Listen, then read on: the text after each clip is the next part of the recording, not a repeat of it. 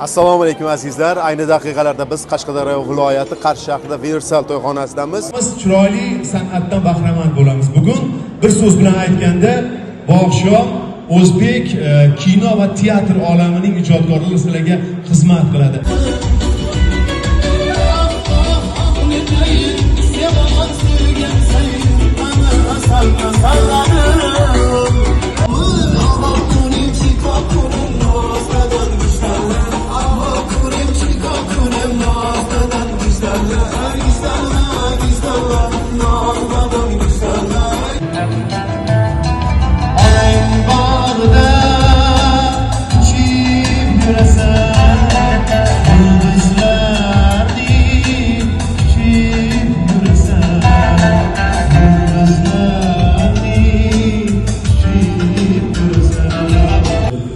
O'zbek Milliy akademik drama teatri aktyori Farruh Modirovga bitta Qashqadaryocha qarshi eshadi deydi qadrdonlar.